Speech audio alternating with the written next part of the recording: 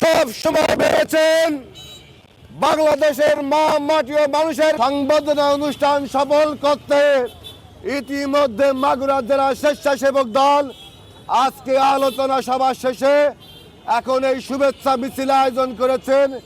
এই শুভেচ্ছা মিছিলে যারা উপস্থিত ছিলেন প্রত্যেককে আমি আমার ব্যক্তিগত পক্ষ থেকে আমি আমার জেলা স্বেচ্ছাসেবকের পক্ষ থেকে প্রাণ ঢালা শুভেচ্ছা অভিনন্দন।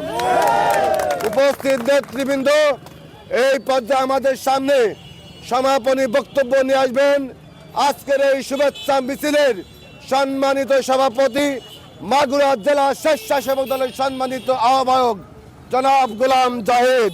নতুন এবং ফিরে আসা গ্রাহকদের জন্য নগদে চলছে ক্যাশব্যাক সহ প্রতিদিন হাজারো উপহার জেতার সুযোগ। হবে আশা আর ফেরা সারপ্রাইজ সেরা।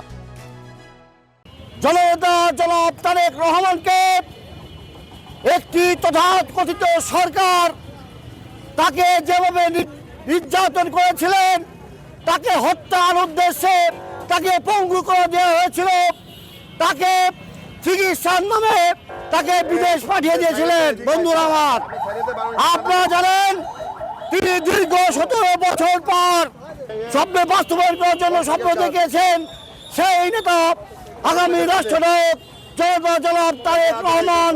তিনি আগামী 25 তারিখে বাংলাদেশের আধুনিক রূপায়ণ করার জন্য তিনি দেশে আসছেন।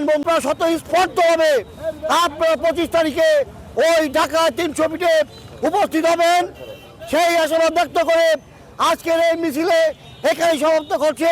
খোদা হাফেজ। বাংলাদেশ জিন্দাবাদ। বাংলাদেশ জাতীয়তাবাদী স্বেচ্ছাসেবক দল জিন্দাবাদ।